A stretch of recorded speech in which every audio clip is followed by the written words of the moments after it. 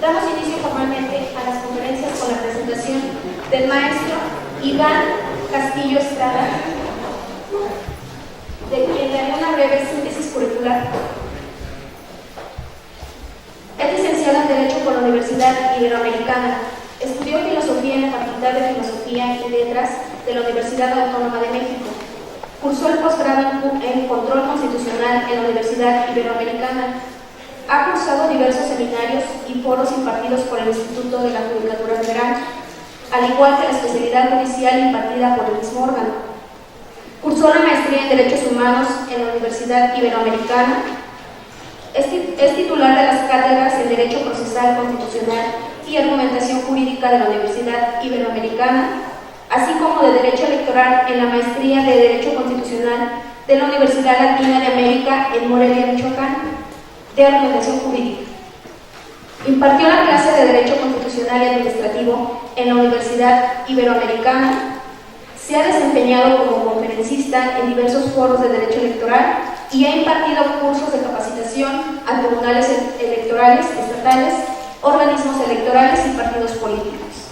En la especialidad de Derecho Electoral, organizada por el Tribunal Electoral del Poder Judicial de la Federación, impartió los temas relativos en la materia de Derecho Administrativo Sancionador, Derecho Constitucional y elaboración de sentencias.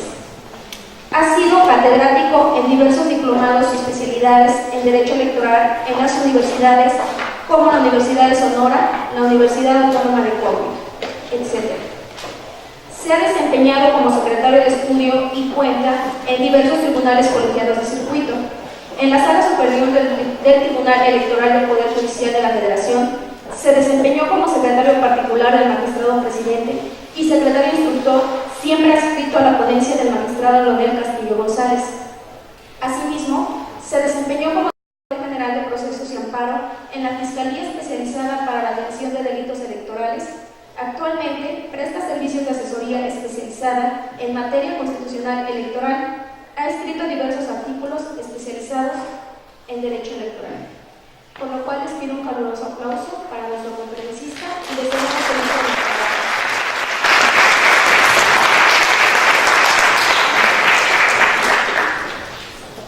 Muchas gracias por la presentación. Buenas tardes. Me da mucho gusto estar aquí en este lugar tan bonito, con este recibimiento tan impresionante desde puro presidenta y presidente, se quiere el presidencialismo en pleno aquí en este presidio y más un momento. Nunca sé si se dice la presidenta o la presidenta, pero las presidentas, si es que consideran el es masculino, y entre puro juzgador, jueces y juezas, juezos y juezas. En fin, me da mucho gusto estar aquí en un lugar tan bonito, no conocía, entonces me impresionó el lugar. Insisto, gracias por venir de tan lejos, a esta hora que también es pesada de repente en la tarde. Entonces agradecería por ahí si alguien se queda dormido, que no ronque mucho para que no despierte, porque no ronque. Y si es así, pues atrás podrían acomodarse. Para entrar en materia, esta plática seguramente lo saben ustedes. Se da en el contexto de los cursos que organiza la Asociación Mexicana de Partidos de Justicia, la AMI, en relación con el control de condicionalidad, con estas formas de hacer control del derecho, de hacer interpretación, de argumentar el derecho, y el curso en este momento está transcurriendo. Es virtual, quizá algunos de ustedes lo estén tomando. Si lo están tomando y están mandando preguntas en este momento, sabré quiénes son los que están apoyándose de otra persona que de repente es frecuente. Pero bueno, en este contexto se dan estas conferencias itinerantes, se van rolando y actualmente nos toca hablar de juicio de ponderación.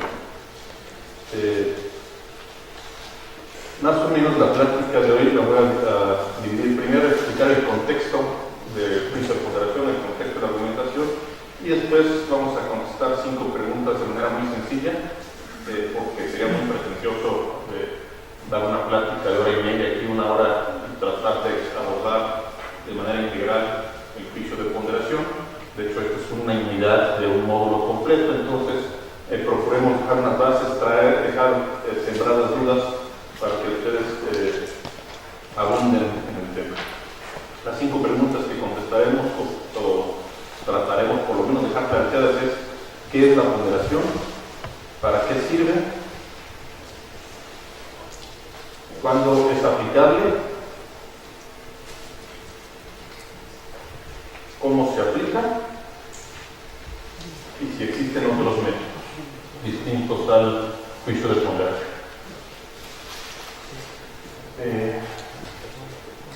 Para empezar, quiero contextualizar un poco. Entiendo que casi todos los que estamos aquí somos abogados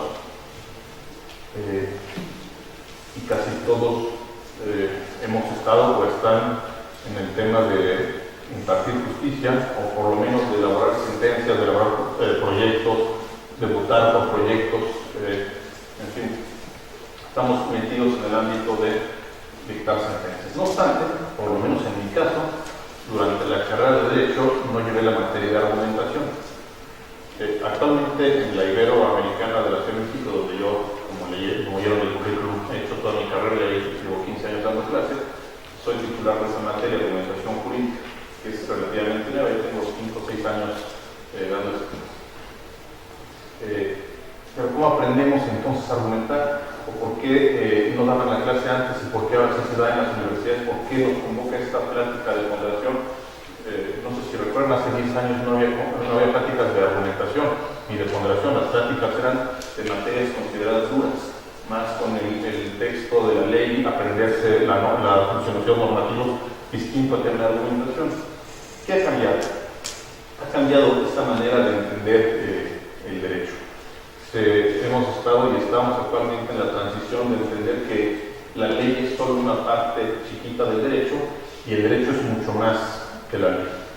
El derecho es una actividad mucho más importante que solo aprender la ley. Y la parte de argumentación en nuestra vida jurídica, la argumentación jurídica, se desenvuelve en todas las etapas del derecho.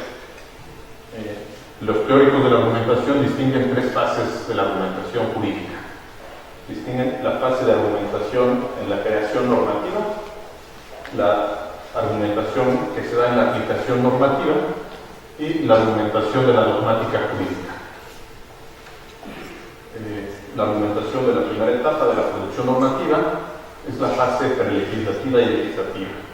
Es cuando se considera que un tema debe ser regulado y vienen todos los argumentos sociológicos, políticos, sí, jurídicos, históricos, en fin, un conjunto de argumentos no controlados necesariamente, es decir, que no tienen reglas precisas de cómo debe argumentarse. Y después de esta fase prelegislativa viene la fase legislativa. En esta fase sí ya hay reglas jurídicas, reglas previamente establecidas sobre cómo debe presentarse una ley, quién debe presentar exposición de motivos, quién debe votarla, cómo debe ser el procedimiento, en fin, son reglas específicas. Después viene la etapa de la aplicación normativa. Ya dadas las normas, ¿cómo se deben aplicar? Ahí es donde entran todos los operadores jurídicos. Principalmente juzgadores. Aquí es la parte importante de la aplicación del derecho, donde entran los juzgadores. Y por último, la etapa de la dogmática jurídica, la parte de la doctrina, digamos, de la sistematización, ordenación de criterios para el derecho, que es todos los libros que conocemos. Bueno, la parte dura de la argumentación, o por lo menos la parte en donde están centrados casi todos los cursos de esta materia, se dan en la parte de aplicación del derecho. Aquí solamente vale la pena recordar que todas las etapas, incluso de la declaración normativa, son también en alguna medida aplicación del derecho. Por ejemplo, crear una ley, si bien están creando la norma, también están aplicando la Constitución, por ejemplo.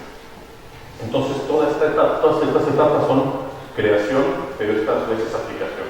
Es decir, si recordamos a Hans Kelsen, hablaba de la norma hipotética fundamental, que es la norma que da sustento a todo el orden jurídico, y es la única que es solo creación. del derecho, y todas las demás son aplicación de esa norma, pero a su vez creación, de tal suerte que la Constitución crea derecho, ¿sí? Y ordena que se haga una norma, ya sea un reglamento, una ley, jurisprudencia, o que se reconozca como derecho la costumbre de los pueblos indígenas, los tratados internacionales, en fin, todas las fuentes que la Constitución lo reconoce como tales. Estas crean derecho, pero a su vez son aplicación de esta norma. Cuando un juzgador o un operador jurídico interpreta esa, aplica la ley, aplica el reglamento, pero a su vez crea derecho hacia abajo, de tal suerte que se sigue una cadena que es la regularidad constitucional hasta que llegan a la sentencia, que es la norma jurídica individualizada, ¿sí? El acuerdo, el reglamento. Entonces, toda esta cadena de creación y aplicación del derecho es lo que se conoce como regularidad constitucional. El tema de la ponderación, el tema del control de convencionalidad, no es otra cosa en principio más que vigilar que se cumpla esta regularidad, que haya correspondencia entre la aplicación y la creación del derecho, ¿sí? Que la siguiente etapa inmediata respete las normas del anterior y así sucesivamente, de tal suerte que si en alguna de ellas se rompe esta regularidad, ya sea por una cuestión de forma o por una cuestión de fondo, el acto, la ley, debe ser expulsado del sistema jurídico. Esto es parte de la ponderación, es parte del control de convencionalidad, parte del control de constitucionalidad. Esto es lo único. Todo lo demás son los métodos, los adornos de cómo hacer este control de la regularidad constitucional. El tema de la aplicación, en el sentido estricto de la palabra, la aplicación que hacen los juzgadores, ha cambiado. Por eso hacía énfasis, enfatizaba en relación con la materia de la argumentación y las conferencias sobre argumentación.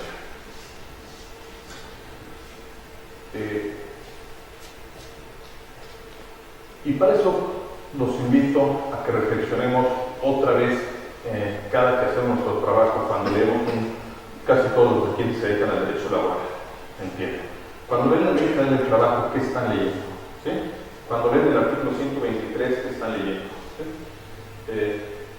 Esa es una primera parte, porque la argumentación va de la mano con la interpretación. De hecho, el juicio de ponderación, como veremos un poquito más adelante, no es otra cosa más que dotar de contenido a los derechos fundamentales.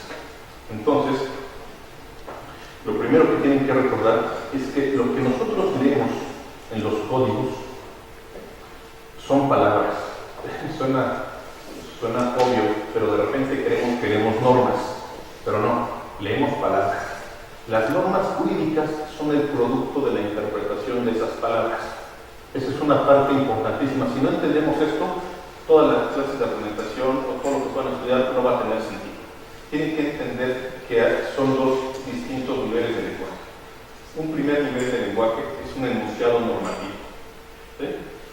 El texto de la norma, el texto de la ley es un enunciado normativo. Este enunciado normativo requiere un proceso intelectual para convertirlo en norma jurídica. Esta parte de transformar el enunciado normativo en norma jurídica es la interpretación y la argumentación. Para eso sirve el juicio de ponderación, para trasladar enunciados normativos a normas. En el discurso de la presidenta hace un momento, hacía énfasis también en el tema de abandonar las antiguas maneras de interpretar de manera formalista, de ver el derecho de manera formalista. Y de esto se trata. Voy a poner un ejemplo. En algunos reglamentos, como es el caso del Distrito Federal, se prohíbe, dice que constituye una infracción al reglamento circular sin llanta de circulación. ¿Sí? Sin llanta de refracción, pero circular sin llanta de refracción. Hay coches, por ejemplo el Mini Cooper, que como ustedes saben, no tiene llanta de refracción. Entonces la pregunta es, ¿cada que circula alguien con Mini Cooper está infringiendo el reglamento? Alguien diría que sí, porque el reglamento dice que es violatorio circular sin llanta de refracción, lo está violando. Alguien podría decir, bueno, ese es el enunciado normativo. El enunciado normativo se pone en la hipótesis más ordinaria. Sin embargo, la finalidad de ese enunciado normativo es evitar, por ejemplo, que cuando a alguien se le ponche una llanta no estorbe la circulación de los demás. Entonces, si el tiene un sistema con llantas que no se ponchan, que una vez ponchadas pueden circular todavía, pueden quitarse de ahí. La interpretación de ese enunciado normativo nos conduce a decir que la norma es, debe de circular siempre y cuando tenga los elementos, no puede circular si no tiene los elementos para quitar. Es decir, podríamos llegar a una resolución contraria a lo que dice expresamente el texto del reglamento. A eso me refiero. Una cosa es el enunciado normativo y otra cosa es el reglamento. Entonces, muchas veces los abogados confundimos y creemos que la ley, que la palabra, es la norma jurídica. Y no, la norma jurídica es la interpretación de ese enunciado normativo. Si no entendemos esto, no vamos a caminar en el tema de argumentación. ¿Sí? Eso tiene que quedar claro. En este sentido, el 4 de octubre de 2011, fecha importante para nuestro derecho, se cambió de época del Seminario Judicial de la Federación. Como seguramente todos lo saben, empezó la 10ª época del Seminario Judicial de la Federación. Y en el discurso de cambio de época, el presidente de la Suprema Corte, el ministro Silva Mesa, señaló, entre otras cosas, no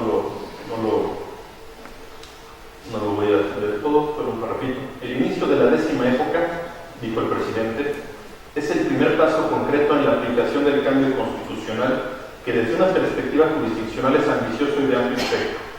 Y puesto que, y esto es lo importante, el trabajo natural de los juzgadores consiste en dar contenido a las normas mediante la interpretación jurisdiccional, la creación de esta 10ª época es por ello, más que un acto administrativo, simboliza el inicio de un cambio en la perspectiva de impartir justicia, cuyo resultado quizá hoy no podríamos medir en su correcta dimensión. Esto es importante. El cambio de época, por lo menos lo que dijo el presidente, por lo menos en el discurso, porque en el papel hay muchos ejemplos de tesis de la Suprema Corte y de los tribunales que parece que estamos en 1915 en vez de en una 10ª época, pero bueno, por lo menos en la idea original sí es este cambio de entendimiento del derecho. Ya el juez no es solamente la boca muda que aplica la ley reflexivamente. Lo que dice el ministro es eso precisamente. La labor jurisdiccional a partir de esta época, como debería ser, es atribuir contenido a los enunciados normativos. Por ejemplo, si yo leo, es necesario que contenga la firma, la demanda, y en lugar de firma trae una huella digital, la desecho o la admito, porque ahí la ley dice firma. ¿Sí? Bueno, hay que dotar de contenido por qué la ley dice firma, cuál es el objetivo de esa norma, cuál es la finalidad, y sobre eso vemos que la norma jurídica no es exactamente que traiga lo que el diccionario dice que es la firma, ¿sí? Sino es el producto precisamente de la interpretación.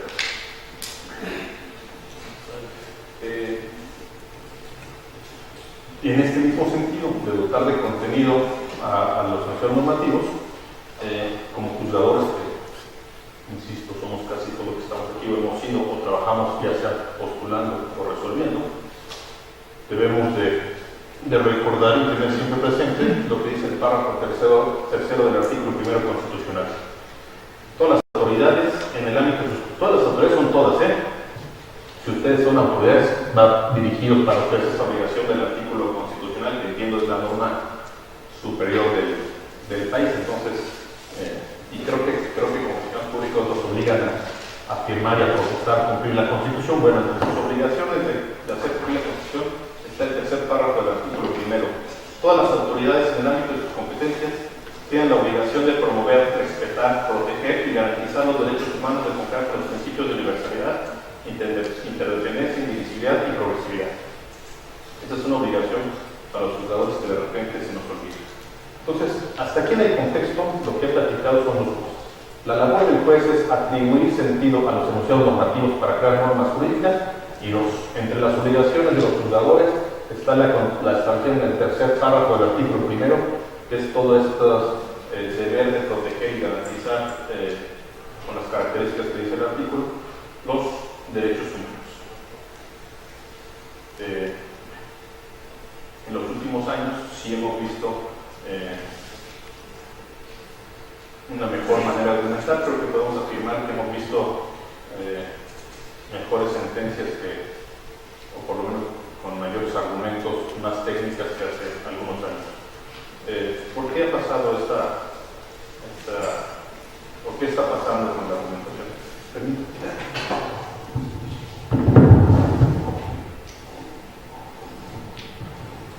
Perdón, es que hace muchísimo calor aquí.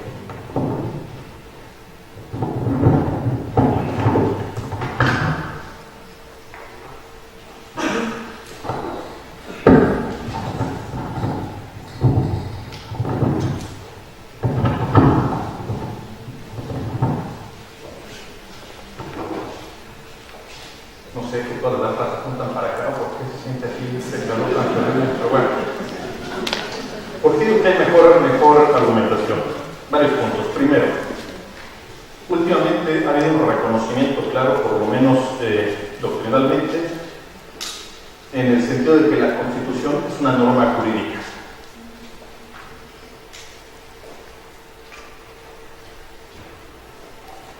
Dirán ustedes que antes que no se consideraba, decían que la Constitución es una norma jurídica. Pues no. Muchos, incluso hoy en día, muchos consideran que la Constitución es solamente un documento político, no un documento jurídico. Esto ha ido cambiando, pero la Constitución es un documento jurídico y como tal es obligatoria su aplicación. Hay quien todavía entiende que la Constitución contiene normas programáticas que están sujetas a la buena voluntad de la autoridad administrativa. Esto ha cambiado. La Constitución es obligatoria.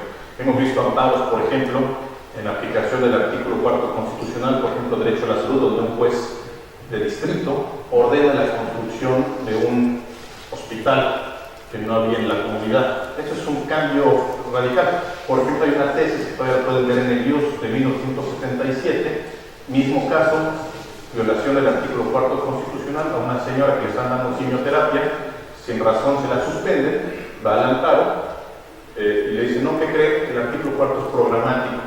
A usted le cumplen con que haya hospitales, pero no tiene derecho a la quimioterapia, perdón, porque es una norma programática, no es una norma que puede usted exigir. Entonces, sí ha habido un cambio del 77 para acá.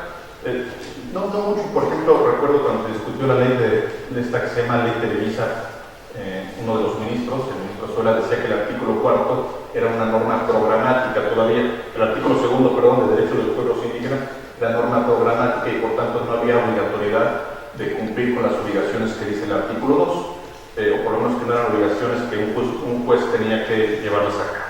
Bueno, con algunas excepciones ha ido cambiando esta concepción y se ha considerado que la Constitución es obligatoria. Esto nos mete en varios problemas, porque la Constitución, como ustedes seguramente recordarán, está redactada de tal forma que se presta a muchas interpretaciones, y esto es natural de toda Constitución, porque la Constitución tiene un conjunto de conceptos. Aquí vamos a hacer la distinción que decía Ronald Dworkin entre conceptos y concepciones. Dworkin distingue entre normas, dice hay unas normas que contienen conceptos y otras normas que contienen concepciones. A las primeras normas, a los conceptos, les vamos a llamar principios. A las otras, a las concepciones, las vamos a llamar reglas. Entonces el derecho se compone de principios y reglas. Dice, los conceptos, por naturaleza, están redactados en términos abstractos.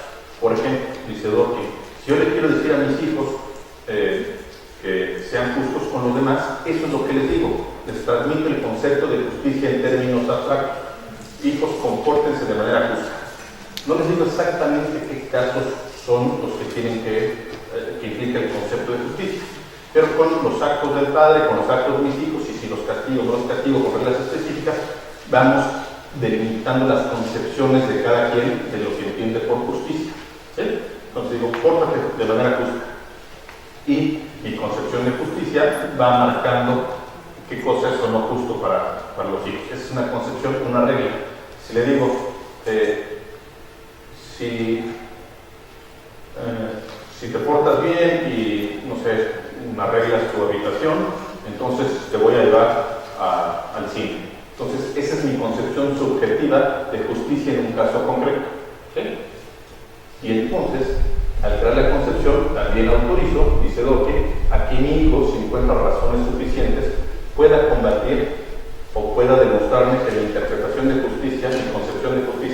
abarca otros casos distintos a los que yo había contemplado, o bien algunos casos de los que había contemplado no caben en ese concepto de justicia. ¿Sí me voy explicando esto aquí? Por aquí empieza ya a caminar la ponderación. La ponderación precisamente es hacer estos conceptos de justicia, materializarlos en casos concretos. Pero primero es importante también distinguir esto entre principios y reglas, entre conceptos y concepciones en la Constitución. Bueno, si la Constitución es obligatoria, entonces los jueces ahora tienen que dar concepciones de cosas específicas, abstractas, que están en la Constitución. Por ejemplo, en mi malformación profesional estuve en el Tribunal Electoral y ahí hay que dotar de contenido enunciados tales como la educación será democrática, ¿no? O los partidos tienen que conformarse de manera, siguiendo las reglas de un Estado democrático. ¿Qué cosa es un Estado democrático? Son conceptos que hay que dotar de contenido y son obligatorios. Ahora, esta obligatoriedad de la Constitución, que es reconocida, cambió algunos conceptos y dogmas tradicionales. Recordarán que hasta antes de esta sentencia famosísima de la Corte Interamericana del caso Rosendo Radilla y del expediente Báñez 912, en México la Constitución, la norma suprema a la que todos estaban obligados a protestar a cumplir, no podían aplicarla. En México que podía aplicarla el Poder Judicial Federal, la Suprema Corte, juzgados, tribunales. Los jueces locales u otro tipo de jueces tenían vedada la interpretación constitucional. Si había una norma contraria a la Constitución, un reglamento contrario a la Constitución, no les quedaba de otra más que aplicar la norma inconstitucional, porque era un control absoluto, un centralismo absoluto de la Suprema Corte, que venía desde 1936. Después del caso Rosendo Radilla, cambia esto a partir de dejar sin efecto la jurisprudencia sobre el control de constitucionalidad que solo podía hacer la Suprema Corte, y se abre el control de constitucionalidad para todos los jueces. Razón de las principales por las que está dándose este curso, porque antes no había control de constitucionalidad. A partir de este caso se abre el control de constitucionalidad. La Constitución entonces es obligatoria, hay que dotar de contenido a los conceptos y todos los jueces están obligados a dotar de contenido. Entonces cambia este control de constitucionalidad. Aquí empezamos a entrar en cuestiones un poquito más técnicas. Este control de constitucionalidad, este control de convencionalidad que ahora tienen todos los juzgadores a la mano, deben distinguir entre cuándo es un control de constitucionalidad abstracto y cuándo es un control de constitucionalidad o convencional concreto. Lo que los juzgadores de todo el país tenemos, con excepción de la Suprema Corte, tienen, pero yo no soy juzgador, no soy juez.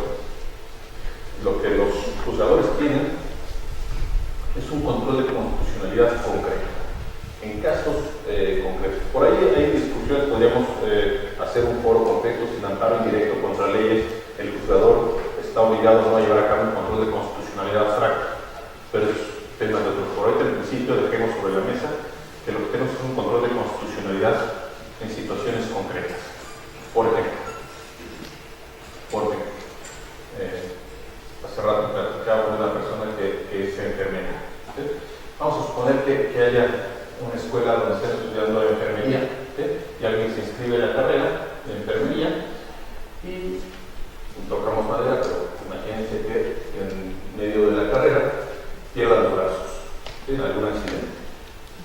Y la ley establezca que para ser enfermero tiene que, entre otras cosas, aprobar los exámenes de aptitud física como suturar. ¿Sí?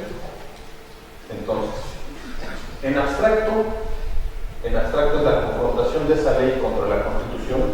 Parece razonable que si alguien se va a dedicar a la enfermería tenga la aptitud de suturar algo, ¿sí? No obstante, en el caso concreto de esta persona que quedó sin brazos, tendríamos que hacer una norma nueva para ella, para ver si es posible que sin brazos alguien pueda desarrollarse como enfermero, ya sea dando clases o haciendo otro tipo de actividades que no impliquen utilizar las manos. Seguramente en un análisis en concreto podríamos decir que efectivamente esa norma es inconstitucional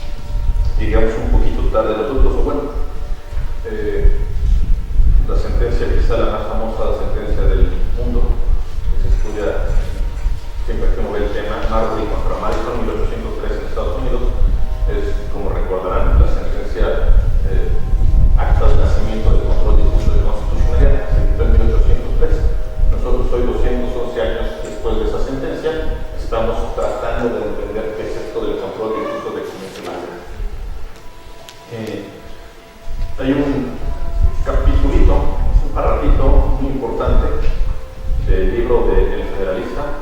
El Federalista, que es este conjunto de artículos que recopilaron Estados Unidos con motivo de la independencia y de la construcción del Estado Federal por los padres del derecho constitucional estadounidense. Y en un capitulito muy importante, el capítulo 78 del Federalista, escrito por Hamilton,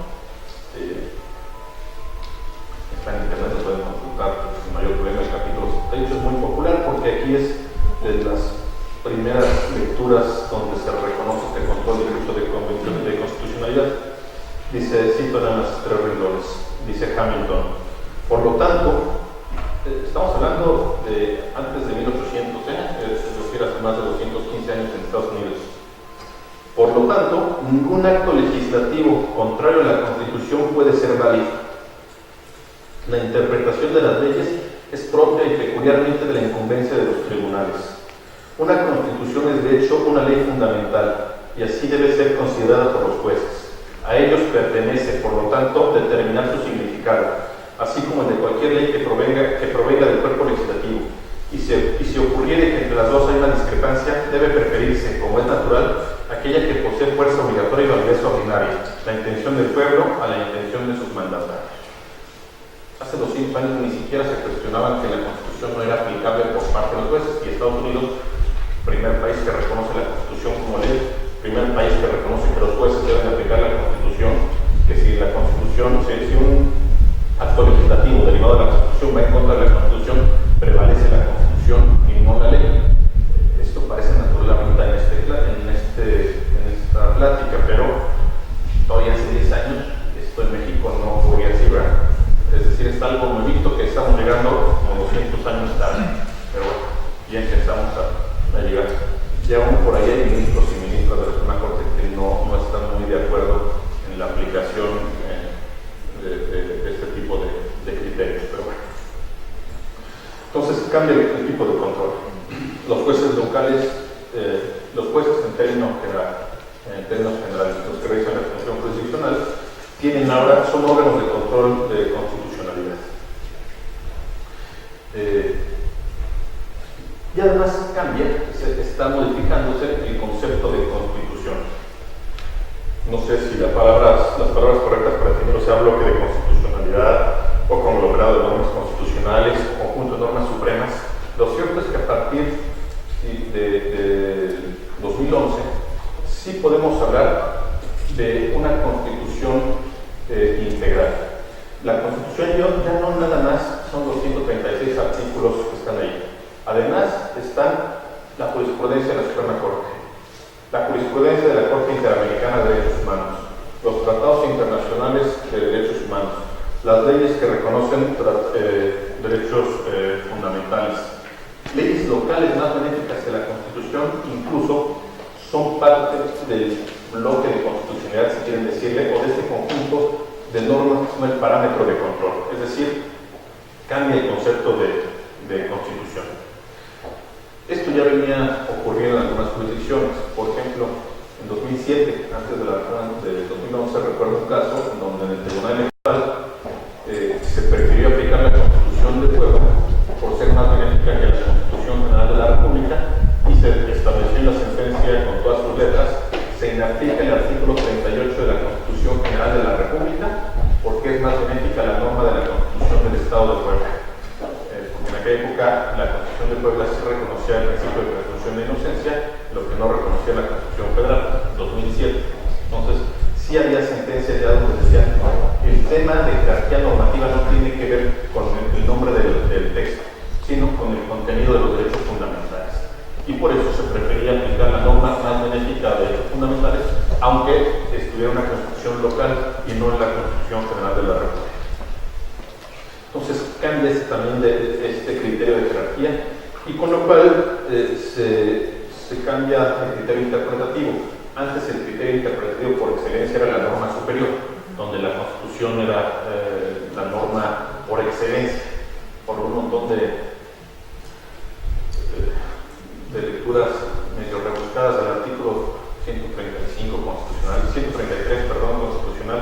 No sé ustedes, pero mi clase de constitucional eran 5 meses de estudiar el 135 constitucional para demostrarnos que la Constitución era jerárquicamente superior a de que en la Constitución no había, nadie podía hacer nada en contra de ella. Esto ha cambiado. Ahora estamos viendo que hay principios interpretativos distintos al criterio jerárquico. El principio pro persona, el principio pro homine, el principio de favor libertatis, el principio a favor de la libertad, la interpretación conforme de las normas, la interpretación funcional, es decir, han ido cambiando los parámetros interpretativos. Y este principio pro persona se convierte en el nuevo parámetro antinómico por excelencia. Cuando hay una colisión de normas, tenemos que optar por aquella que beneficie más a la persona. Bueno, en este contexto es donde, y para este tipo de situaciones es que surge el juicio de ponderación, el principio de ponderación. La primera pregunta que decíamos que íbamos a tratar de responder era ¿qué es la ponderación?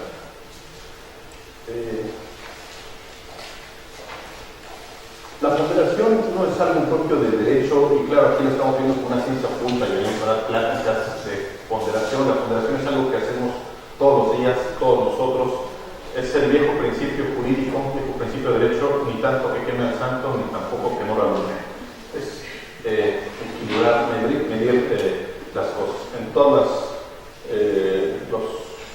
las áreas del conocimiento, de las artes, está la proporcionalidad, la ponderación en pintura, música, en economía, ¿sí? Está la ponderación. En sentido jurídico, hoy en día, cuando hablamos del juicio de ponderación, principio de ponderación, nos referimos a un concepto que se utiliza para motivar sentencias de órganos constitucionales o con competencia constitucional. Cuando los actos que se analizan interfieren en algún derecho humano. Se presenta como un instrumento articulado sobre la base o que tiene tres subprincipios: principio de idoneidad, principio de necesidad y principio de proporcionalidad en sentido estricto. Cuando hablamos de ponderación, nos vamos a referir a este concepto jurídico que se utiliza para motivar sentencias de órganos constitucionales sobre la base del cumplimiento de tres subprincipios: idoneidad, necesidad y proporcionalidad en sentido estricto. Si el acto que se analiza, si la ley que se analiza incumple con alguno de estos principios, se declara su inconstitucionalidad. Los efectos son variables, varían, o como dicen por allá, varían y cambian según el juicio en el que estemos. Si estamos en amparo indirecto y se declara inconstitucional el acto que está impugnando la ley, si es una ley, por ejemplo, declara su inconstitucionalidad. En otras jurisdicciones, por ejemplo, ustedes generalmente no declaran la inconstitucionalidad de la ley, lo que declaran es su inaplicación al caso concreto. En otras, en la Suprema Corte, cuando está estudiando una acción de inconstitucionalidad, si declara la inconstitucionalidad, expulsa la norma completa del sistema jurídico. O bien, la dota de contenido y dicta una sentencia interpretativa, aditiva, sustitutiva, en fin, este conjunto de tipología de sentencias constitucionales que no nos ocupa hoy, pero podría concluir con eso. Si es en controversia constitucional, depende quién sea el actor. Si el actor es un municipio y la norma impugnada es de la federación, se expulsa la norma, pero solo en el ámbito territorial del actor. En fin, esta aplicación del principio de proporcionalidad tiene distintos efectos dependiendo de la jurisdicción y el tipo de juicio en el que estemos. Puede concluir, el tema es declarar su inconstitucionalidad y el efecto depende del juicio. ¿Para qué sirve la ponderación?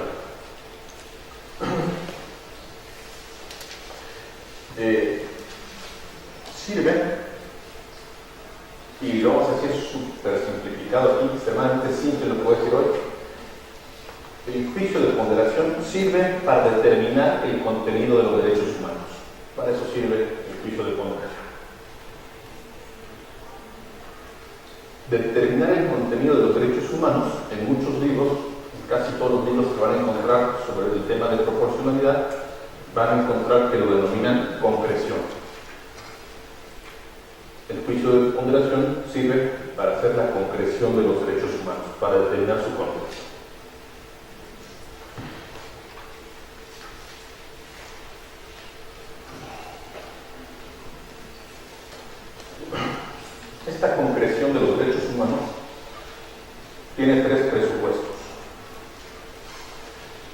Primero, se pretende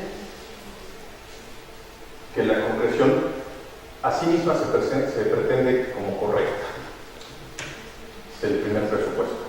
Difícilmente van a ver una sentencia en que diga lo que estoy diciendo es incorrecto, pero lo diga así. Aunque sean incorrectas las sentencias, pero se pretenden a sí mismas como correctas. Además, el segundo elemento es que todo el mundo las reconozca como correctas, que las reconozcan y consideren como correctas. Y el tercer punto importante, el tercer presupuesto, que me parece que es el más importante, es que es una decisión susceptible de ser fundamentada racionalmente.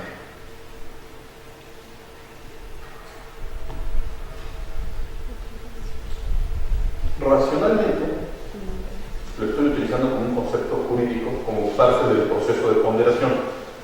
Toda la parte de la ponderación le vamos a llamar racionalidad. Si bien hay sentencias irracionales, se pretende que todas tengan su fundamento.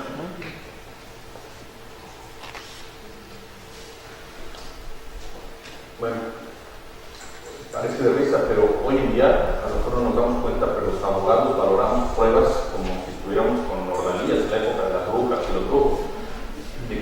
Valoramos pruebas de manera absolutamente irracional.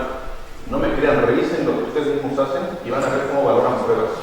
Y van a llegar a la conclusión, por ejemplo, el sistema de prueba tasado. Eso es una cosa, pensar que cada cosa tiene su prueba es absurdo. Siempre que trabajo con mis alumnos el tema de evaluación de pruebas, nos damos cuenta que la valoración en las leyes y en nuestras sentencias es realmente absurda. Voy a poner dos ejemplos, como lo único que medio sé en el mundo es derecho electoral, los voy a centrar ahí. En un asunto, hubo un político que salió en una entrevista en un partido de fútbol con una Puebla de Demetrio Sodi, candidato del Distrito Federal a delegado. Está prohibido que se compre, lo adquiera en la televisión, lo entrevistaron 1 minuto y medio en la televisión. Al momento de valorar la prueba, el Tribunal Electoral Federal dijo que no estaba demostrado que en la transmisión de un partido de fútbol se transmita fútbol y no entrevistas a políticos. Dijo que faltó que los actores exhibieran como prueba los videos de todos los partidos de fútbol para demostrar que en un partido de fútbol se transmite fútbol. No digo para que lo absurdo a lo que se puede llegar. Casos donde se valora un video de una sesión de un congreso contra el documento público que tiene sello que dice que eso que estamos viendo en el video no pasó. El tribunal dice video prueba técnica susceptible de ser alterada, el otro papel con sello, prueba plena, prevalece sobre el video. Es decir, en esta lógica, con el sistema de ponderación, como tiene sello, vale más que lo que ocurrió en la realidad. Es como aquel chiste de que se murió, lo están enterrando y oyen el ruido de la tos y dicen, oye, ¿está vivo? No, mira, el acta de función dice que está muerto. Sigue estando vivo. Nos da risa, pero los invito a que revisen la valoración de pruebas y van a ver que caemos en el reino de la irracionalidad. Ese es un tema importante porque casi todos los cursos de argumentación se enfocan en la argumentación normativa. Nos falta trabajar en el tema de la argumentación sobre las afirmaciones de los hechos. Pero eso es un punto. Vean cómo casi todos los de argumentación son en interpretación de normas, no en valoración de los hechos. Entonces, esos son los tres presupuestos de la concreción de los derechos humanos, que es otra cosa que la Fundación es decir, de determinar el contenido de los derechos humanos. Se pretende a sí misma como correcta, pretende que todos los demás la reconozcan como correcta, y además es susceptible de ser fundamentada racionalmente. Para eso sirve. ¿Cuándo se aplica? Se aplica cuando un acto interviene en los derechos humanos.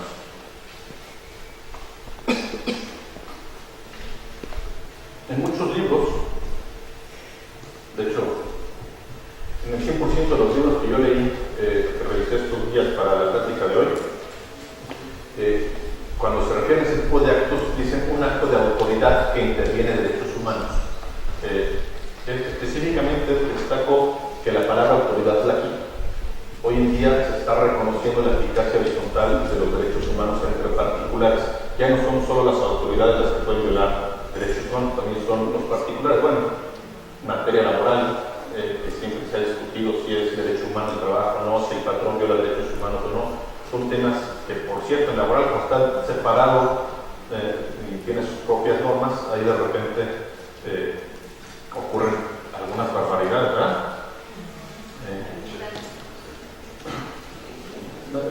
Nada más que estamos en la irracionalidad de la prueba. Recuerdo una tesis de laboral que decía que el personal doméstico, se afirma que le hicieron trabajar el domingo, le corresponde acreditar la carga, le corresponde la carga de la prueba para demostrar.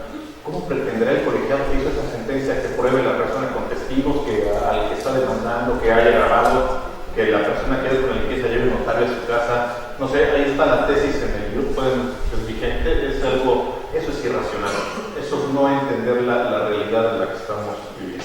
Bueno. Entonces, se aplica el principio de proporcionalidad cuando un acto interviene en derechos humanos. Lo que habíamos dicho al principio de la plática sobre enunciado normativo y norma jurídica en este momento empieza a tener importancia. Los derechos humanos vamos a distinguir. Cuando hablamos de derechos humanos podemos hablar de derecho humano en tres distintos niveles.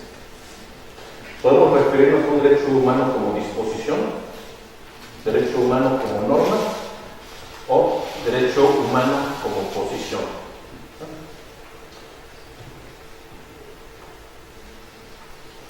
Si yo leo, por ejemplo, en la Constitución el derecho humano, derecho a la información, entonces el artículo 6, derecho a la información. Ahí está el derecho humano como disposición, como enunciado normativo. ¿Sí? El derecho humano a la libertad de expresión. Otra cosa es lo que les decía, cómo interpreto esa libertad de expresión y cómo la veo como norma. Este punto es importante reflexionar cómo transformo esa disposición en una norma jurídica cuando estoy hablando de derechos humanos. La interpretación conforme a que se refiere el artículo 1 de la Constitución tiene que ver precisamente con dotar de contenido a esta disposición constitucional. Entonces, mi disposición es derecho humano, libertad de expresión. ¿Cuál es la norma jurídica que debo de interpretar por ese enunciado libertad de expresión? Para dotar de contenido, acudo, esto se llama pesar el derecho humano, ver cuál es el núcleo esencial del derecho. Para saber qué es el derecho a la libertad de expresión, acudo a la jurisprudencia de la Suprema Corte, acudo a la Convención Americana de Derechos Humanos, acudo a todos los tratados internacionales vinculados a la jurisprudencia de la Corte Interamericana, para decir, la libertad de expresión es un derecho que incluye su garantía. ¿Sí? No nada más el enunciado, la disposición, libertad de expresión. Su norma es que haya un órgano garante, que el Estado proporcione herramientas para la máxima publicidad, que todos los particulares tengan acceso a este tipo de cuestiones, que se protejan los datos personales, en fin, todo el contenido que rodea al enunciado de libertad de expresión es la norma jurídica derecho humano y libertad de expresión. Una cosa es el enunciado y otra cosa es el contenido del derecho humano. Una cosa es la disposición y otra cosa es la norma. ¿Sí quedó claro? El tercer punto es la posición, el derecho humano como posición. ¿Sí? Por ejemplo, un juicio de amparo, muchas veces dicen los litigantes, vengo porque tengo el derecho humano, mi derecho fundamental al trabajo. ¿Sí? No es que tenga un derecho fundamental al trabajo, es que su posición en relación con ese derecho humano es que tiene derecho a que se le respete, que hay un sujeto obligado a respetarse. ¿Sí me explico? Entonces, esa es mi posición frente a ese derecho humano. El juez tiene una posición de ese derecho humano en relación con las partes que acuden a un juicio. ¿Sí? Entonces, si se dan cuenta, son tres niveles: la disposición, la norma y la posición en el caso concreto. Cuando están estas posiciones es que se aplica la ponderación. Siempre se aplica cuando hay una o más posiciones en juego. ¿Cómo se aplica este juicio de ponderación? Y si existen otros métodos. Bueno, decíamos que parte de que su presupuesto es que las decisiones sobre determinación del contenido de los derechos humanos son susceptibles de ser fundamentadas racionalmente. ¿Cuáles son estos criterios de racionalidad? Aquí en estas láminas que les voy a dejar,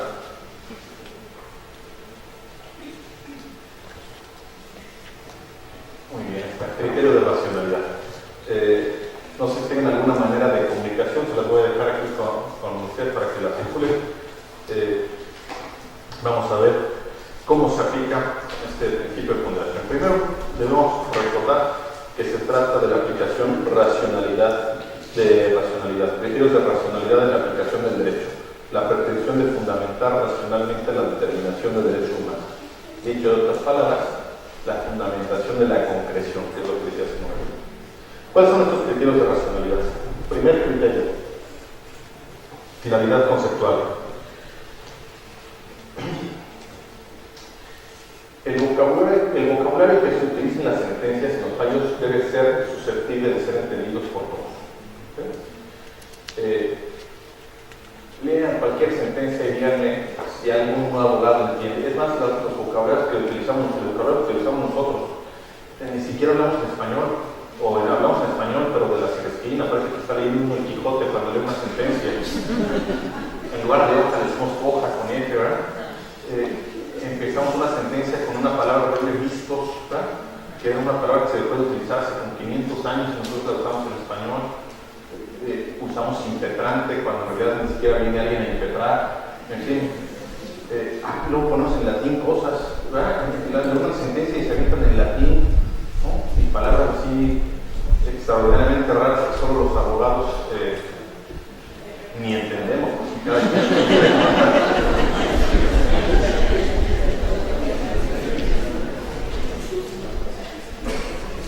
Tenemos un problema con la claridad conceptual, ¿sí?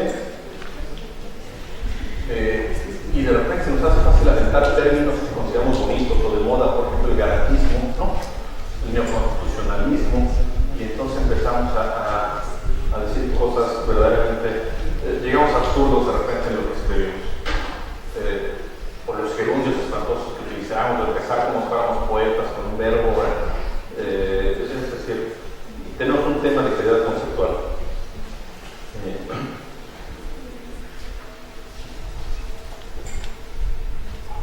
Pero pregúntense ustedes cómo aprendieron a hacer sentencias. Los que hacen sentencias, si van a un curso a hacer sentencias, no, ¿verdad? Ensayo y error, y si el jefe tenía, o el machote, o el cornato, de tal suerte que hacemos una sentencia, de repente usamos términos coloquiales, términos científicos, teorías racionalistas, filosofías, si nos gusta una sentencia de Israel, pues la aplicamos, la quiera, ¿no? En fin, quedan sentencias de 300 hojas que nadie lee porque lo único que lee el abogado es la última hojita. Pero bueno.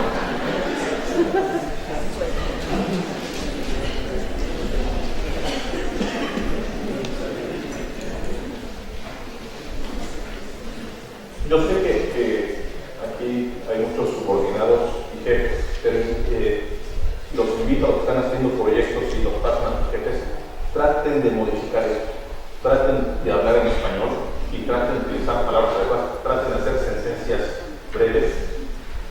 Vean, por ejemplo, revisen sentencias de Estados Unidos, por ejemplo, y vean 5 o 6 hojitas para resolver un tema que aquí la Suprema Corte le lleva 1000 hojas, ¿no? En el Tribunal Electoral, la Sala Regional Federal de Monterrey, si entran a la página del Tribunal Electoral y ven las sentencias que están haciendo en Monterrey, sentencias de constitucionalidad con un índice, vocabulario, y en 10 hojas, 8 hojas, dictan sentencias constitucionales, quitando cualquier cantidad de basura que de repente tenemos en las sentencias.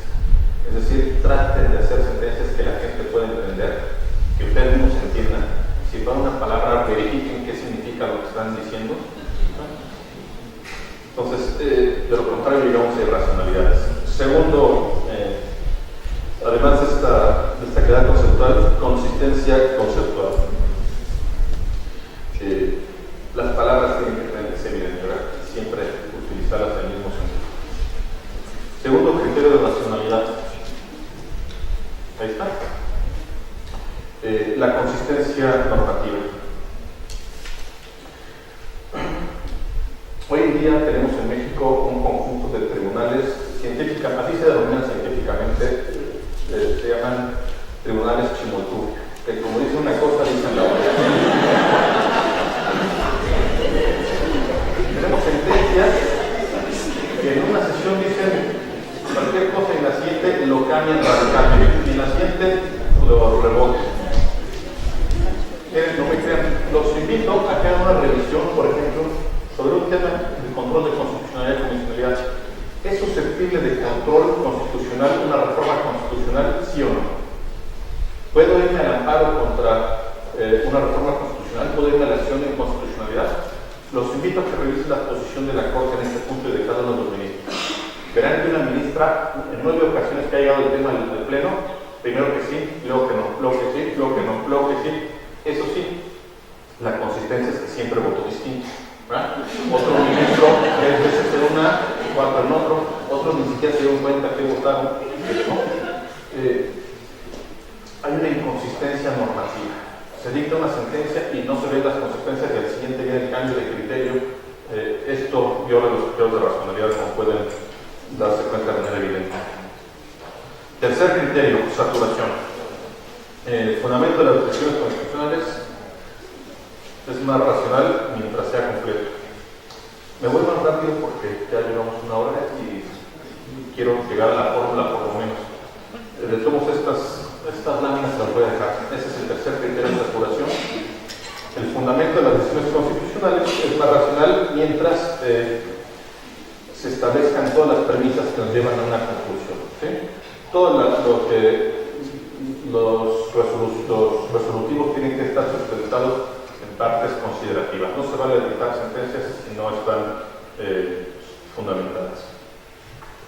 Siguiente criterio, el respeto a las reglas de la lógica deductiva. Quinto criterio, respeto en las cargas de argumentación.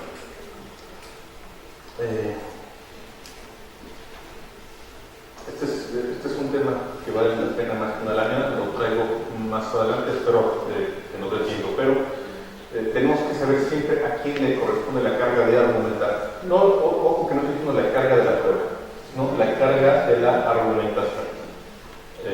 Sobre todo se utiliza en el tema de categorías sospechosas.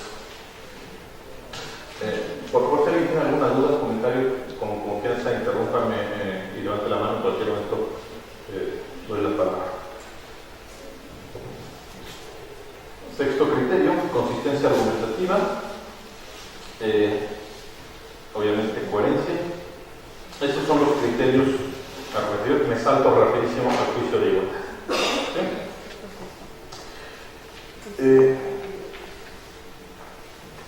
El juicio de igualdad es un género que muchos de los libros lo van a encontrar precisamente con esta manera de hacer la concreción. Y el juicio de igualdad, en concreción de derechos humanos, se presenta en 2 maneras. En cómo aplicamos los precedentes judiciales, que es un poquito lo que de burla decía de los tribunales de Chimoltrufia, que tiene que ser aplicar un precedente siempre igual para la siguiente, y en los procedimientos argumentativos para la solución de casos concretos. Uno de estos procedimientos para la solución de casos concretos es el principio del juicio de ponderación, que se basa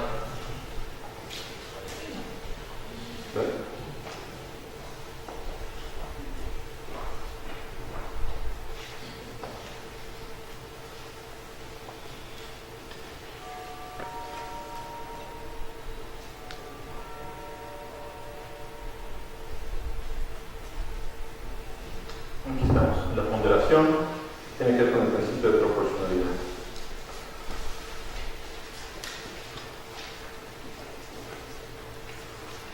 Decía hace ratito que el criterio jurídico control, ponderación y proporcionalidad nos estamos refiriendo a la aplicación de 3 subprincipios: idoneidad, necesidad y proporcionalidad. Perdón que me salté rápido por esta parte, pero si no, no nos va a dar tiempo. Los 3 subprincipios que tienen que ver con el principio de proporcionalidad son idoneidad, necesidad y proporcionalidad. ¿Qué es la idoneidad? El primer paso para el principio de proporcionalidad es el respeto al principio de idoneidad. Según este subprincipio, toda intervención en un derecho fundamental tiene que ser adecuada adecuada para conseguir un fin legítimo. ¿Sí? Miren, es un método. Hacer ponderaciones y aplicar el juicio de proporcionalidad es un método. Y como método implica que tenemos que ir por partes y respetar cada una de las etapas. ¿Sí? Entonces, primero vamos a ver que el acto que estamos analizando es con juzgadores, si van a aplicar el principio si van a hacer ponderaciones y aplicar el principio de proporcionalidad, tienen que ir metódicamente. Primero veo si la norma cumple la idoneidad, después veo que sea necesaria y tercer paso hago mi ponderación. ¿Sí? Pero tienen que seguir esos tres pasos y en ese orden porque si no, no saben las cosas. En muchas ocasiones revisan sentencias de tribunales colegiados, de la Suprema Corte, confunden un paso con otro paso. La idoneidad simplemente tiene que ver con que la medida que se está enjuiciando sea adecuada para obtener un fin legítimo. ¿Sí? Por ejemplo, si yo quisiera apagar esta videocámara, podría pararme y romperla contra el piso y la logro apagar. ¿Sí? Quizá mi fin legítimo era apagarla, ¿sí? Y la medida que utilicé fue adecuada. ¿Sí? Entonces pasaría el primer principio de idoneidad, el primer subprincipio de idoneidad. Otra cosa es el siguiente paso, la necesidad. En principio la idoneidad es, ¿había un fin legítimo? Sí, apagar. ¿La medida sirvió para apagarla? Sí, porque logré apagar. Otra cosa es que sea necesaria o no sea necesaria. ¿Me explico? Pero entonces tienen que ir metódicamente. Entonces, para esto, por eso, como buen método, sirve para que ustedes lo tengan ahí. Y primera vez, la medida es idónea, sí. ¿Es adecuada para el fin que pretende el legislador o la autoridad? Sí. ¿El fin es legítimo? Sí. Perfecto. Pasa el primer criterio de idoneidad. El siguiente paso ya es la necesidad. En la necesidad se ve si entre ese acto de autoridad que interviene en derechos humanos existen otros grados de aplicación. Puedo decir, tengo otra opción que sea menos lesiva con el derecho fundamental. Por ejemplo, si querías apagar la cámara, ¿había una manera menos lesiva de conseguirlo sin necesidad de romperla? Pues sí, ¿verdad? Quizá ahí donde dice on, moverle al ojo, ¿verdad? Donde se ha prendido, moverlo apagado, desconectarla, pedir a alguien que lo apagara. Esa es la necesidad, es un segundo paso. ¿Sí se dan cuenta? Por ejemplo, una sentencia del Tribunal Constitucional de Colombia en donde la ley establecía que toda persona que se inscribiera al servicio militar tendría 10 puntos de ventaja en el examen de admisión a la universidad. ¿Sí? Esta fue una norma en Colombia que llegó al Tribunal Constitucional. La pregunta es, ¿había un fin legítimo que se inscribiera Colombia para fomentar que más gente se inscribiera en el servicio militar? O como dice nuestra Constitución, que fuera diestra del manejo de las armas. La respuesta parecería en principio, pues sí, siempre hay una necesidad, sobre todo en un estado como Colombia, que estaba con la lucha con el narcotráfico, de tener gente más diestra en el manejo de las armas. ¿Sí? Entonces, podríamos decir que la medida es idónea. ¿Sí? Hay un fin legítimo y darle 10 puntos de ventaja en un examen de admisión a la universidad, pues es una medida adecuada porque va a conseguir seguramente que más gente se inscriba al servicio militar. ¿Sí? Entonces, el método pondríamos palomita a la idoneidad. Siguiente pregunta. Bueno, ¿es necesaria? ¿Habrá otra manera por la cual el Estado colombiano pueda conseguir que más gente se inscriba al servicio militar sin violar el principio de igualdad para todos aquellos que no quieren, no pueden o no les da la gana inscribirse al servicio militar? Seguramente, como dijo el Tribunal Constitucional de Colombia, hay otras medidas mucho menos lesivas de un derecho humano. ¿Sí? Condonarles impuestos, darles una beca, alguna otra cosa que no viole el principio de igualdad. ¿Sí? Por tanto, tache en el principio de necesidad y ahí se crea el test de constitucionalidad. Se declara inconstitucional la norma por incumplimiento de su principio de necesidad. ¿Sí? Entonces, nada más recordar que son dos pasos, dos niveles distintos. Una cosa es la idoneidad y otra cosa es la necesidad. El tercer paso es la proporcionalidad en sentido estricto. Ya es en sentido estricto la ponderación.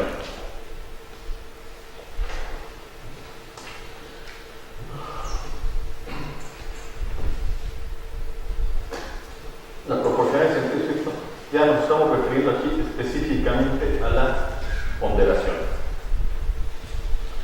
Así como Dworkin decía que los derechos humanos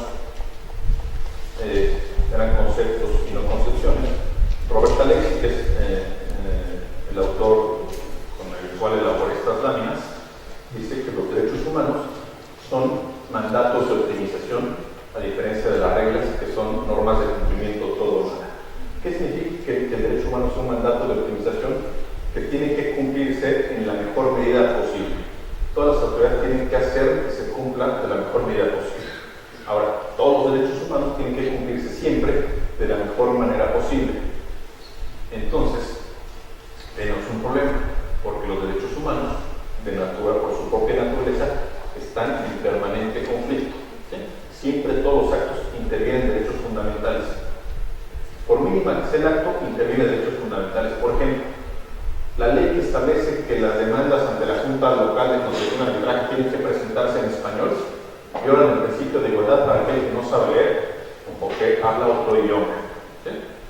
La ley que dice que los niños de 6 años entran a la primaria y los que tienen 5 años, 364 días para abajo no, afecta el principio de igualdad. ¿Sí? La ley que dice que un contrato de compraventa de una bien inmueble tiene que registrarse en el registro público afecta la libertad de la persona.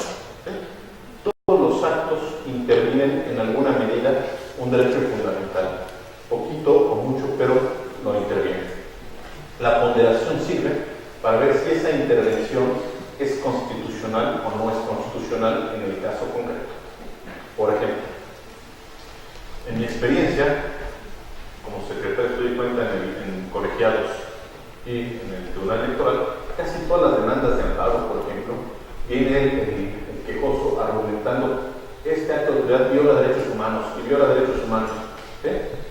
Y muchas veces se crea con revelación, sin explicarnos en la demanda, mira, hay una violación a una intervención y esa intervención no es justificada por las siguientes razones. Esa es la parte dura de la argumentación.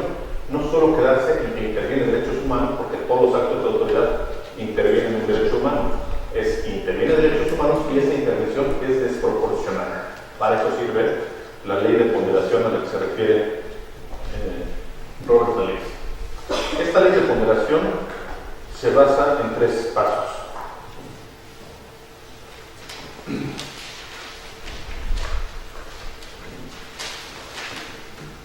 Primero, se define el grado de la no satisfacción de uno de los principios.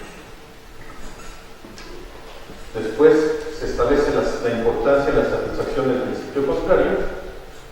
Y 3, se define la importancia de la satisfacción del principio contrario si se justifica o no la restricción o la no satisfacción del otro. Es decir, esta otra parte. ¿Cuánto la afecta? ¿Cuánto lo beneficia? Y si es justificada o no esa intervención por la finalidad que se trata de perseguir la norma.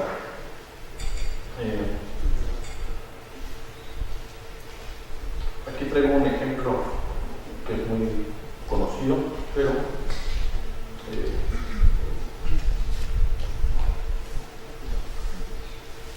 voy a poner uno más sencillo.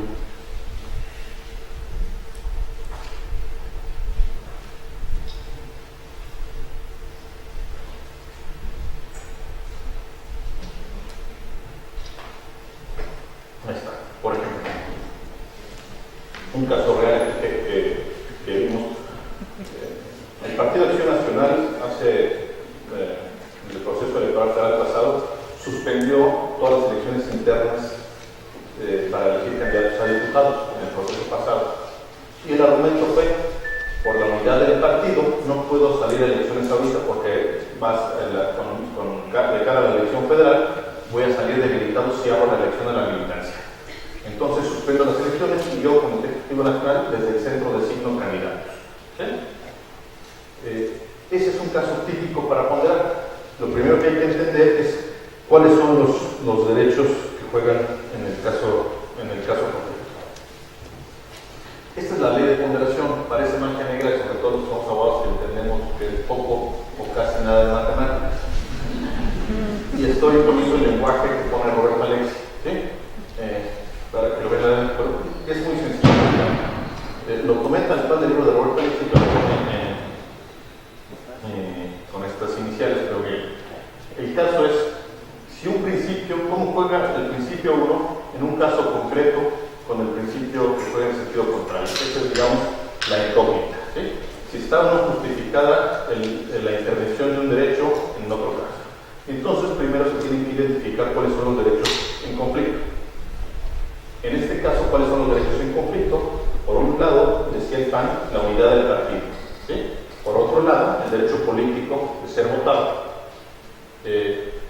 Claro, hay precedentes, en este caso la Corte Interamericana, que dice que la unidad del partido nunca debe de ser el pretexto para violar derechos humanos, pero ese es un caso. Entonces, el primer paso de la ley de ponderación es entender cuáles son los fines jurídicos que juegan en un sentido o en otro sentido. En el curso, que si ustedes lo están cursando o los que nos estén viendo en el video, que seguramente lo están tomando, pusimos un caso resuelto por el Tribunal Constitucional Español que se conoce como el Toro Osborne. Seguramente recuerdas, cuando venía a Puebla, vi que sobre la carretera hay un anuncio del Toro de Osborne, que fue el caso que les puse en el ejemplo que resolvió el Tribunal Constitucional Español, donde el tema es que se prohibía poner publicidad en las carreteras. Y estaba ese anuncio. Lo que hizo este Randy Osborne fue borrar la palabra Randy Osborne y dejar la pura imagen del toro. ¿Sí? Entonces, la pregunta primera que hacía en el curso era: identifique cuáles son los bienes jurídicos en conflicto. ¿Sí? Algo que parece tan sencillo como decir, ¿qué bien jurídico se pretende tutelar con la norma que prohíbe publicidad en las carreteras? ¿Y qué derecho afecta al prohibir esta norma? Recibí cosas tan raras, por ejemplo, me ponían como derecho a libertad de comercio, que más o menos, libertad de circulación, derecho a la salud me ponía uno como derecho jurídico encontrado, ¿sí? Derecho a la intimidad me puso uno, cosas muy extrañas que recibía como respuesta, y juzgadores locales y federales que recibía muchas cosas raras para saber cuál es el bien jurídico en conflicto. Este es un tema importante porque si no entendemos siquiera cuáles son los bienes jurídicos en conflicto, pues ya los siguientes pasos de la fórmula ni siquiera vamos a poder llegar a ellos. Entonces, primero es establecer cuáles son los bienes jurídicos. Después, en la parte de arriba de la fórmula, vamos a establecer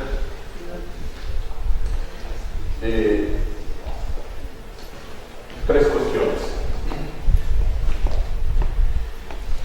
¿Cuánto pesa? ¿Cuánto se interviene un principio en el caso concreto? Por ejemplo, está más fácil el caso del Toro de Osborne del plan. Si ponemos que el derecho es la seguridad, por ejemplo, si ponemos que por otro lado tenemos el derecho a la libertad de comercio, ¿sí? Y que yo tengo derecho a hacer mi publicidad y el otro tiene derecho, pero si pongo publicidad en la carretera puedo generar un accidente por la distracción. Si pongo esos bienes jurídicos encontrados, primero tenemos que ver con esa norma que prohíbe la publicidad, qué tanto se logra la satisfacción del bien jurídico seguridad. ¿Sí? Entonces lo que propone Roberta Alexi es hacer una escala triángulo 1, 2 o 3. Al establecer la prohibición de publicidad, logro mayor seguridad, muchísima, 3. Poco, no muchísima, pero tampoco nada, 2, o poquitito, 1. ¿Sí? Y en la fórmula de abajo, ¿cuánto se lesiona el derecho? ¿Cuánto se satisface por un lado y cuánto se lesiona por el otro lado? ¿Cuánto intervengo la libertad de publicidad? Bueno, puede ser, alguien puede hacer publicidad en cualquier otro lugar, menos en la carretera. Antes había carretera, en revista, secreto, no es una afectación absoluta, es solo una prohibición muy limitada. ¿Sí me explico? ¿Cuánto vale? 1, 2 o 3. ¿Sí me explico? Recuerden que es un método. Si ustedes están redactando una sentencia, en este momento ya van a llevar, se cumple con el principio de idoneidad portal, se cumple con el de necesidad portal. En cuanto al juicio de ponderación, primero, los bienes jurídicos en juego son tal por un lado y tal por el otro lado. ¿Sí? En el caso, se satisface el principio 1 por tal y se interviene el derecho 2 por las siguientes razones. ¿Sí? Siguiente paso de la fórmula. ¿Cuánto valen los derechos de manera abstracta? Dice Roberta Alexi que es muy difícil establecer el peso de principios y derechos humanos de manera abstracta porque casi todos son del mismo nivel, todos están en la Constitución y podemos decir que casi todos son del mismo nivel. Si pregunto qué vale más, la libertad de expresión o el derecho a la norma, bueno, en abstracto vale lo mismo, ¿sí? Hay que ver en el caso concreto cuánto vale. Pero dice Robert Alexi, en ocasiones sí es posible distinguir que un principio o un derecho vale más en abstracto que otro. Por ejemplo, cuando uno es instrumental y el otro es sustancial, ¿sí? Cuando uno es un medio y no es un fin, ¿sí? En el caso que les ponía el partido político, decíamos, la unidad del partido es instrumental, el derecho a ser votado es sustancial. La publicidad es un derecho accesorio de otro derecho más grande, en cambio la seguridad es un derecho sustancial. ¿Sí me explico? Sí podríamos medir en grados de manera abstracta el principio.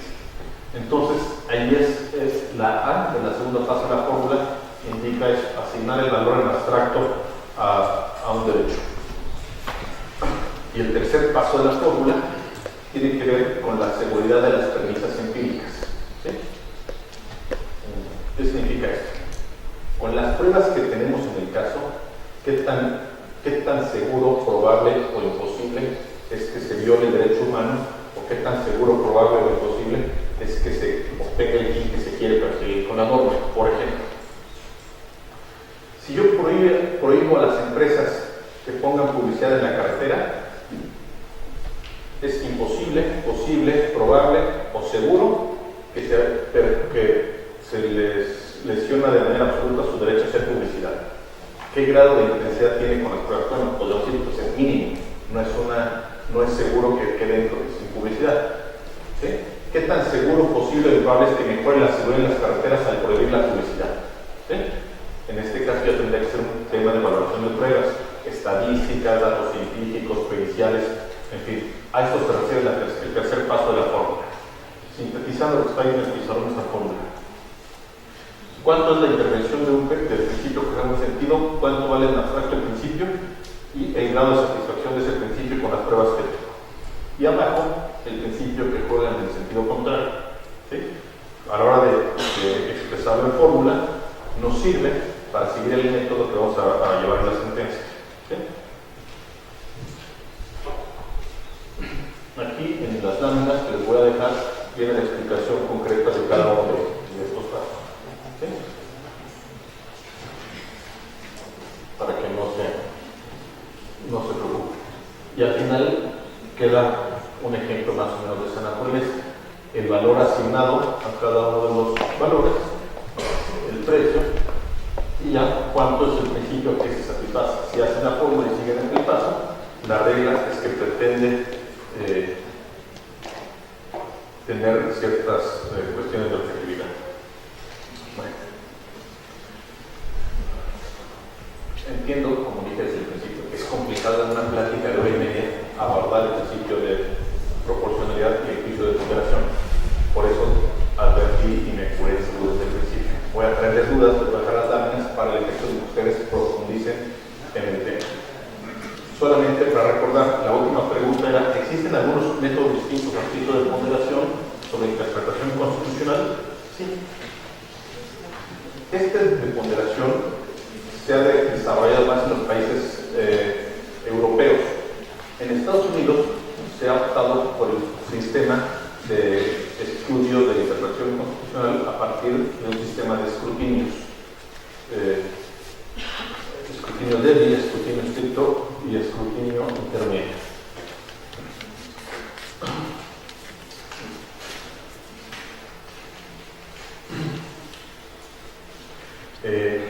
Hoy en día en la Suprema Corte encontré, si ustedes buscan ponderación y proporcionalidad tesis de la Suprema Corte, vemos que de repente utilizan escrutinios de igualdad y análisis constitucional orientado a tener la legitimidad y establecen cuándo voy a aplicar el sistema de escrutinios y cuándo voy a aplicar el tema de proporcionalidad. Pero de repente nuestra Suprema Corte, esta es de 2011 y habla de escrutinios de igualdad. Este es del año pasado, 2013, y habla de un análisis no de ponderación, sino del sistema de escrutinio de Estados Unidos. Esta es de 2010, donde usa el principio de ponderación la Suprema Corte. Aquí, por ejemplo, tengo una de 2010 donde pretende explicar cuándo utiliza la ponderación y cuándo utiliza el sistema de escrutinio de la Corte de Estados Unidos. Pero bueno, quizá no se han dado cuenta, los invito a partir de ahora, cuando vean las cuestiones de la Corte, En ocasiones, la Corte utiliza juicios de ponderación y en ocasiones utiliza el sistema de escrutinio. ¿Cómo distinguirlo? Normalmente se utiliza el sistema de escrutinio cuando se está ante una categoría sospechosa. Cuando hay un acto de autoridad que interviene en alguna de las categorías del artículo primero, es decir, que hay una distinción por raza, sexo, ¿sí? Nacionalidad, origen étnico, este tipo de cuestiones, la Corte ha optado por llevar a cabo escrutinios de igualdad. ¿Sí? Cuando son otro tipo de derechos humanos que no está en juego la libertad sustancial, la igualdad sustancial del artículo primero, utiliza el juicio de ponderación. ¿Sí? Por ejemplo, si tenemos una ley del ejército, no sé qué ley sea, pero la ley que regula las relaciones del ejército, que establece que las enfermeras no pueden obtener el cargo de general, ¿sí? Como de hecho, según me dicen, así está en la norma. Esa norma, de entrada, es una categoría sospechosa porque interviene en el artículo primero de la constitucionalidad. Y el ser una categoría sospechosa, esto es la parte importante del juicio de igualdad y la ponderación, implica que la carga argumentativa va para la autoridad y no para el quejoso. ¿Sí? Entonces, si ustedes en un juicio consideran que hay una categoría sospechosa por afectación del principio sustancial o de un derecho humano, se presume la inconstitucionalidad de la norma. Quien tiene que demostrar, por ejemplo, en el caso que le estoy poniendo, si me fuera al amparo, si yo soy enfermera del servicio militar y me voy al amparo diciendo, oye, la norma me impide ser el general, inmediatamente, si logro que la Corte, como seguramente ocurriría, catalogue la medida como sospechosa, ya traigo el 90% del juicio ganado. La carga argumentativa para demostrar que las enfermeras son incapaces de ser generales es para el legislador o para los militares que están aplicando esa norma. Creo que, salvo su mejor opinión, este asunto está destinado a ganarse, ¿verdad? Porque difícilmente alguien podría racionalmente sustentar que una mujer que estudió enfermería no puede llegar a ser general, como de hecho está hoy la ley. ¿Sí? Entonces, fíjense, lo importante no es demostrar la intervención, sino la intervención injustificada. ¿Sí? Entonces, la manera de utilizar uno u otro sistema de ponderación o el de igualdad es a partir de entender qué derecho humano se le afecta. Insisto, es un tema complicado. Normalmente esta clase que toca hoy es la última parte de una actividad de un módulo del principio de proporcionalidad. Hora y media no es suficiente para el tema, pero la pretensión de hoy era dejarle las dudas, más o menos meter en su cabeza la inquietud, el vocabulario, enterrarle las láminas y que ustedes profundicen en el tema. Desgraciadamente me pasé media hora en la entrevista, pero de cualquier manera, si alguien tiene alguna pregunta o comentario, bienvenido. De entrada les agradezco, no vi que se quedó dormido nadie.